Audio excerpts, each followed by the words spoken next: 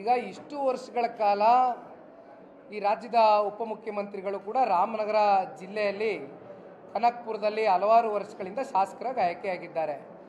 ಇಲ್ಲಿವರೆಗೂ ಎಂದೂ ಕೂಡ ಚನ್ನಪಟ್ಟಣ ತಾಲೂಕಿನ ಸರ್ವತೋಮುಖ ಅಭಿವೃದ್ಧಿಗೆ ಅವರು ಎಂದೂ ಕೂಡ ಇವತ್ತವರೆಗೂ ಪಾಪ ಚಿಂತನೆಯನ್ನು ಮಾಡಿಲ್ಲ. ಇತ್ತೀಚೆಗೆ ಭಾಳ ವಿಶೇಷವಾದಂಥ ಒಂದು ಚನ್ನಪಟ್ಟಣ ತಾಲೂಕಿನ ಒಂದು ಅಭಿವೃದ್ಧಿಗೆ ಗಮನವನ್ನು ಕೊಡ್ತಾ ಇದ್ದಾರೆ ಅಂತಕ್ಕಂಥ ನಿಟ್ಟಿನಲ್ಲಿ ಇವತ್ತೇನು ಸಾಕಷ್ಟು ಸಭೆಗಳ ಮೂಲಕ ದಿನನಿತ್ಯ ಓಡಾಡ್ತಾ ಇದ್ದಾರೆ ಕ್ಷೇತ್ರದಲ್ಲಿ. 15-16 ತಿಂಗಳಿಂದ ಕಾಂಗ್ರೆಸ್ನ ಸರ್ಕಾರನೇ ಆಡಳಿತದಲ್ಲಿರೋದು, ಅವರೇ ರಾಜ್ಯದ ಉಪಮುಖ್ಯಮಂತ್ರಿಗಳು.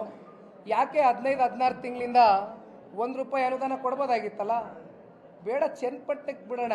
224 ಕ್ಷೇತ್ರದಲ್ಲಿ 136 ಜನ ಕಾಂಗ್ರೆಸ್ನ ಶಾಸಕರಿಗೆ ನೀವೇ ಹೋಗಿ ಮೈಕಿಡಿರಿ, ದಯಮಾಡಿ ಅವ್ರಿಗೆ ಕೇಳಿ ಎಷ್ಟು ಜನಕ್ಕೆ ಇವತ್ತು ಅಭಿವೃದ್ಧಿಗೆ ಅನುದಾನವನ್ನು ಈ ರಾಜ್ಯ ಸರ್ಕಾರ ಬಿಡುಗಡೆ ಮಾಡಿದೆ 15-16 ತಿಂಗಳಿಂದ. ಇವತ್ತು ಚನ್ನಪಟ್ಟಣದ ಮೇಲೆ ಎಲ್ಲಿಲ್ದಿರ ಪ್ರೀತಿ, ಎಲ್ಲಿಲ್ದಿರ ಅಭಿಮಾನ.